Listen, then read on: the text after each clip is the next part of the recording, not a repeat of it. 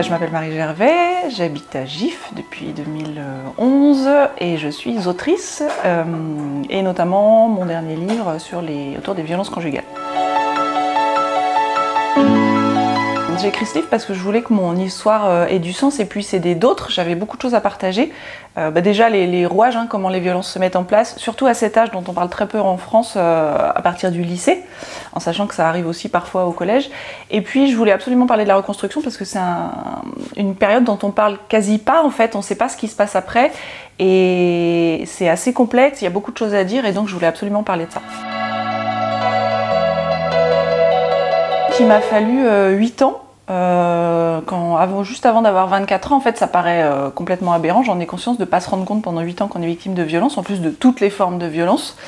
Mais c'est vraiment la force de l'emprise et du déni. Enfin, il y a énormément de choses qui jouent, ce que je voulais justement raconter dans mon livre, répondre à ces questions, les fameux pourquoi est-ce qu'elle ne parle pas, pourquoi est-ce qu'elle ne part pas, comment on peut ne pas se rendre compte qu'on est victime de violence.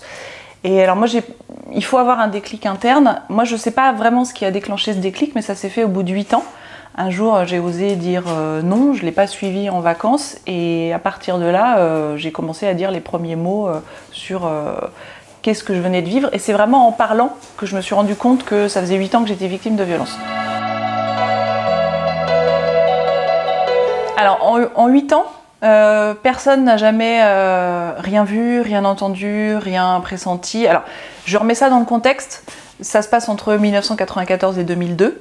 À l'époque, on parlait pas du tout des violences conjugales. C'était des femmes qui témoignaient dans les émissions avec une perruque, des lunettes noires, la voix transformée. C'était hyper honteux, on n'en parlait pas du tout. On parlait pas non plus de porter plainte. On parlait pas non plus d'ailleurs de consentement. Quand on était ado, on n'entendait pas du tout ce mot-là. Voilà. Donc c'était des images très caricaturales de ce que pouvaient être les violences conjugales, de ce qu'était une victime, un auteur de violence, et on rentrait pas dans ces cases-là. Donc quand j'ai, moi, eu ce que j'appelle mon déclic interne, que chaque victime doit avoir, parce que ça sert à rien de sortir de force une victime de sa situation, parce que s'il n'y a pas eu le déclic interne, elle va y retourner. Et après, on se demande pourquoi elle y retourne, alors que, voilà. Il faut un déclic interne. À partir de ce moment-là, j'ai tout de suite pris le train, je suis allée retrouver mes parents. Et je leur ai tout, à peine arrivée à la maison, je leur ai tout, je dis toujours vomi parce que c'est vraiment ça en fait. C'est 8 années de violence qui avaient eu lieu en très grande partie sous leur toit en fait. Ils m'ont pourtant cru immédiatement. Ils n'ont jamais remis en cause la moindre de mes paroles et en fait ça m'a sauvé la vie. Mais vraiment, vraiment sauvé la vie puisque ça m'a empêché, le fait qu'ils me croient m'a empêché de retourner auprès de lui. Et ça a été très violent, c'est un vrai tsunami en fait. Donc c'est vrai que ça peut être un frein pour pas mal de victimes de dire oui mais si j'en parle je vais faire du mal autour de moi. Et pour autant il faut se dégager de cette culpabilité-là, de ce poids-là parce qu'il faut justement s'alléger en fait et en parler. Et c'est pour ça que c'est hyper important, pour ça que je voulais faire le livre, que les proches comprennent que quand quelqu'un vient sortir comme ça toutes ces histoires de violence, il faut absolument la croire. Quand je dis là, c'est la victime, parce que ça peut être un homme. Ne surtout pas douter et vraiment être dans l'écoute en fait.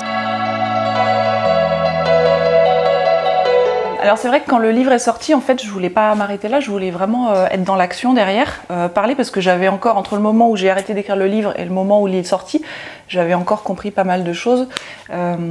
Et en fait, j'ai commencé à intervenir dans les lycées d'abord, j'ai commencé à Orsay, parce que ça faisait des années que je me disais que si moi au lycée j'avais eu une femme qui était venue témoigner de ce qu'elle avait vécu, j'aurais pu me reconnaître. Donc j'étais vraiment persuadée de la force que pouvait amener le témoignage direct.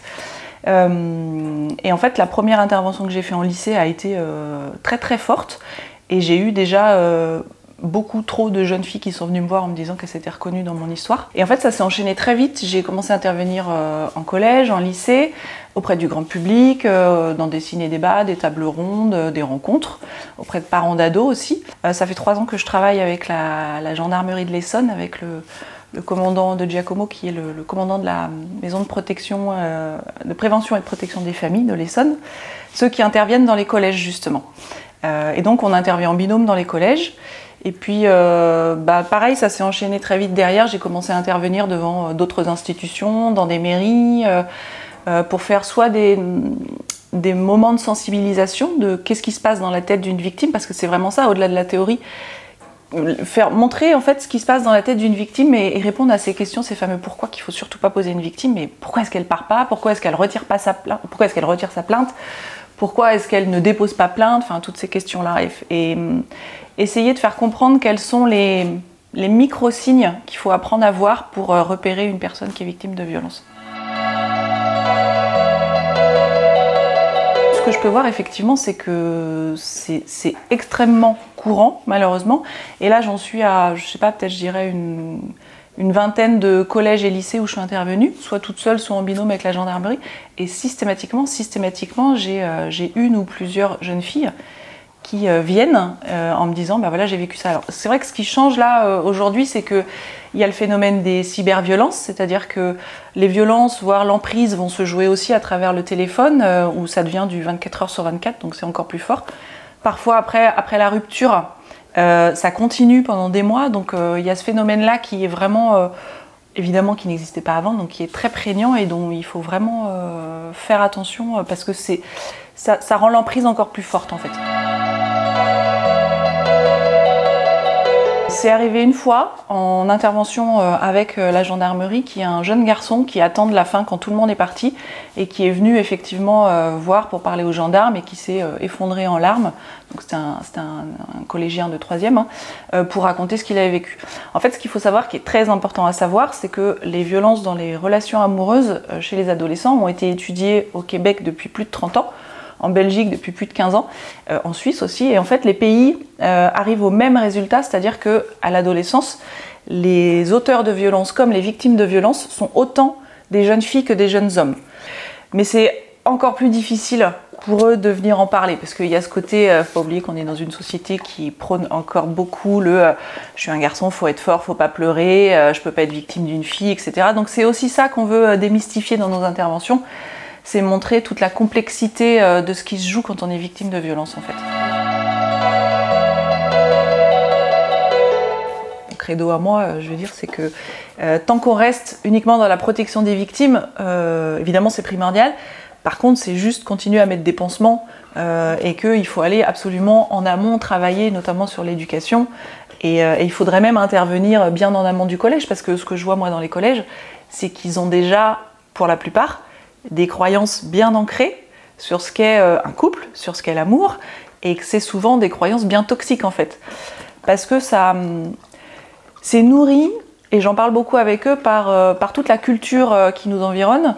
Et c'est encore plus fort aujourd'hui, alors on parle beaucoup du porno, de ce que le porno veut véhiculer, mais il y a aussi toute la télé-réalité, qui est vraiment, vraiment catastrophique à ce niveau-là, de ce que ça montre, de ce que ça apprend aux ados. Mais il y a aussi, je travaille beaucoup avec eux sur les séries qu'ils regardent, sur les chansons qu'ils écoutent, et on va décrypter les paroles pour savoir ce qui est présenté comme un couple hyper glamour, le couple idéal. En fait, quand on va regarder dans les détails, on se rend compte qu'il y a souvent beaucoup de violence, beaucoup de jalousie. Il y a cette idée que quand on est ensemble, on s'appartient, et qu'on n'a pas le droit d'aller discuter avec d'autres garçons ou avec d'autres filles, par exemple. Enfin, toutes ces choses-là viennent créer une culture très toxique, en fait, de ce qu'est le couple et de ce qu'est l'amour. C'est arrivé à 2 reprises qu'il y ait donc 2 fois un jeune gendarme, la vingtaine, vraiment le tout début, qui viennent me voir à la fin, en fait, qui sont venus me voir à la fin en me parlant tout doucement à voix basse, en me disant en fait, en vous écoutant, je me suis rendu compte de ce que j'avais pu faire, du comportement que j'avais pu avoir envers une ancienne copine, et que finalement, c'est ce que vous racontiez, en fait, que ça s'apparente à des violences.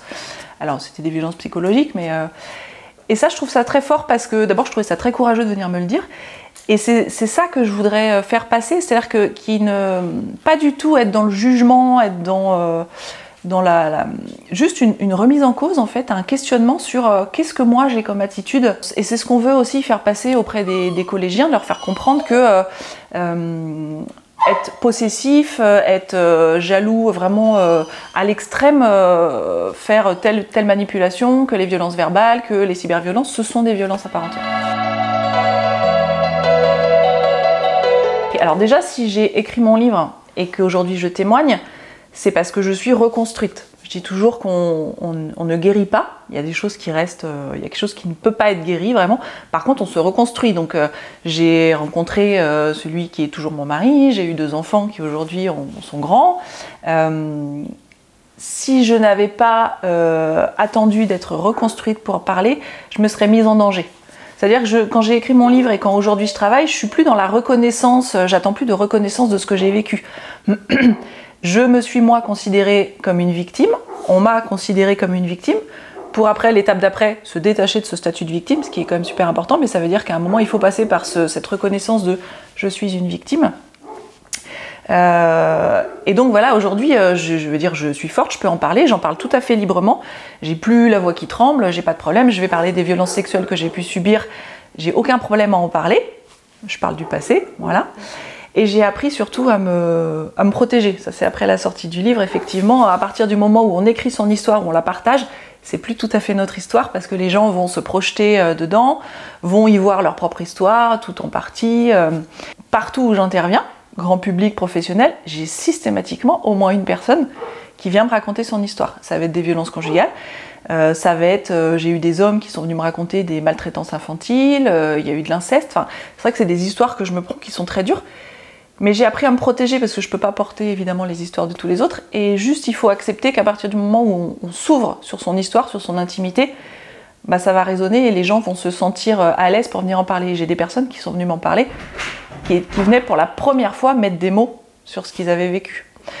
Donc quelque part, c'est vrai qu'on a un rôle assez fort d'être parfois le premier réceptacle de ces mots-là, notamment chez les jeunes filles.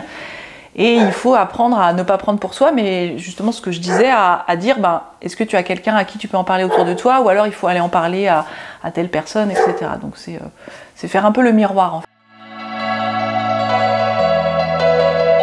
Qui j'aurais été si j'avais pas entamé ma vie amoureuse et sexuelle avec cette histoire, parce que ce que je raconte aux adolescents, c'est que, notamment sur les violences sexuelles, qui sont extrêmement banalisées, malheureusement, c'est que ma première relation sexuelle m'a été extorquée, toutes mes premières fois de ma sexualité m'ont été extorquées, mon premier je t'aime m'a été extorqué.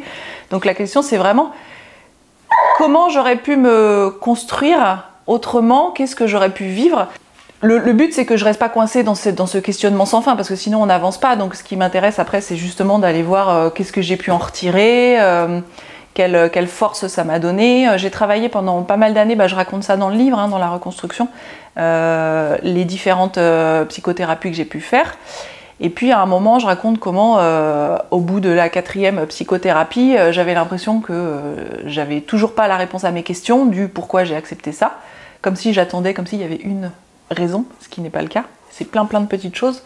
Et j'ai décidé d'arrêter de courir pour rien comme ça et de me tourner vers qu'est-ce qui fait que je m'en suis sortie en fait. Qu'est-ce qui, dans mon éducation, qu'est-ce que mes parents m'ont offert dans cette éducation pour faire que j'ai été suffisamment forte à un moment pour dire stop. Ouais, peut-être que je rajouterais... je suis autrice, ancienne victime, je crois que je l'avais pas dit, et puis intervenante pour parler des violences conjugales et des violences faites aux femmes.